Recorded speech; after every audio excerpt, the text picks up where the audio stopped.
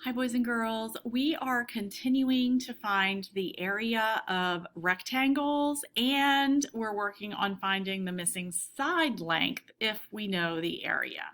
So this is lesson 8 problem set. So go ahead and get that out. And we're going to do most of these together, and then you are going to be doing the exit ticket for lesson 8. Okay? So let's take a look at number 1. Number 1 says, let me make this a little bit bigger. Write a multiplication equation to find the area of each rectangle. So here we know both side lengths, and we're going to use the formula, which is length times width equals area, to find the area. And length and width is really just the two sides. And some people always think that the long side is the length. Some people think that the short side is always the width, but it really doesn't matter. Either one is correct. So the other important thing is that we're using our units of measure. So for letter A, we know that one side length is 4 and the other side length is 7. So we're going to do 4 feet times 7 feet.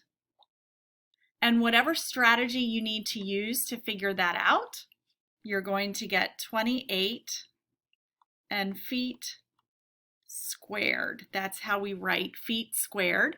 So go ahead and write that down.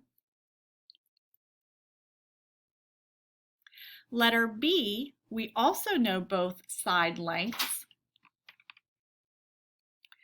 So in letter B, since we know both side lengths, we're going to do the same thing we did for letter A. We're going to take 8 feet times 7 feet. Go ahead and take a moment to figure that out. Pause the video. Welcome back. Hopefully you figured out that it is 56 feet squared. We put a little 2 up in the above the letter for squared. Go ahead and pause the video and figure out letter C. We know both side lengths, so you need to figure out what the area is. And actually, we need to go back here and fill in our area to make the problem complete. Come on back when you're finished with letter C. Welcome back. So letter C, hopefully you figured out that 6 feet times 6 feet is equal to 36 feet squared, or 36 square feet. Both of those ways that we're writing it are correct. It's your choice and following what the problem has, really. All right, let's take a look at number 2. So number 2, we're missing one of the side lengths. So we're going to use division and multiplication to figure out that missing side length. So for letter A, we know that one side is 9 feet. We don't know the other side, but we know that the area is 72 feet squared, right? Now we can turn this into a related division fact. We can start with our area, and we can drop writing the units in our multiplication division sentence. So we know the total area divided by the one side length that we know, and now we need to figure out what this side length is. So 72 divided by 9, anybody, is 8. So this side is 8 feet. So that's how you do these when you have the missing side length. Let's do letter B together. We know the one side length is 3 feet. We don't know the other side length, but we know that our area is 15 square feet, or feet squared.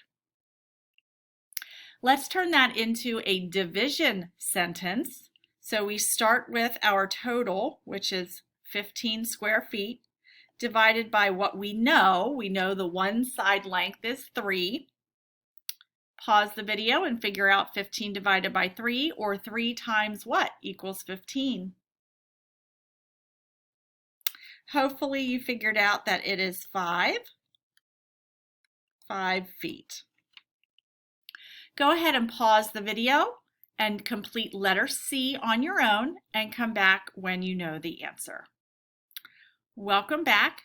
Hopefully you figured out that the missing side length in letter C is 7 because we did 4 times some number equals 28, and 28 divided by 4 is equal to 7. Let's go on to number 5 on the back. I think we're going to do number 5. Yes, let's do number 5. So number 5 says Eliza's bedroom. Now, Eliza is a name. Maybe you didn't know how to read Eliza. Maybe you said Eliza, or maybe you said Ellie. That's okay, as long as you know it's a name and substitute something that makes sense. Eliza's bedroom measures 6 feet by 7 feet. Her brother's bedroom measures 5 feet by 8 feet. Eliza says their rooms have the same exact floor area. Is she right? Why or why not? So we're going to draw Eliza's room. Eliza's room is 6 feet by 7 feet. And of course this isn't exact, but I know that the 6 feet side is smaller than the 7 foot side. And then her brother's is 5 feet by 8 feet. So to find the area of each of these, we can do 6 feet times 7 feet equals what area? And 5 feet times 8 feet equals what area? Well, 6 times 7 is 42 square feet. And 5 times 8, 40 square feet. So the question was, Eliza says their rooms have the exact same floor area. Is she right? Eliza is not right. Eliza's room has more floor area than her brother's, right? Because 42 is larger than 40. Let's take a look at number 6 too. Cliff draws a rectangle with a side length of 6 inches and an area of 24 square inches. What is the other side length? How do you know? Well, let's draw our rectangle. And this side is 6 inches. The whole area, they told us, is 24 square inches. So here we know the total and we know one side length. So we're going to use a division fact. 24 divided by 6 equals. We could also think of it as 6 times some number equals 24 square inches, correct? Either way, you should get 4 inches for the other side length. So remember, when you know the total, you can use a division fact, but you can also use a related multiplication fact to find the missing factor. Boys and girls, you're going to go on to do the exit ticket, and you'll be submitting the problem set and the exit ticket on Schoology.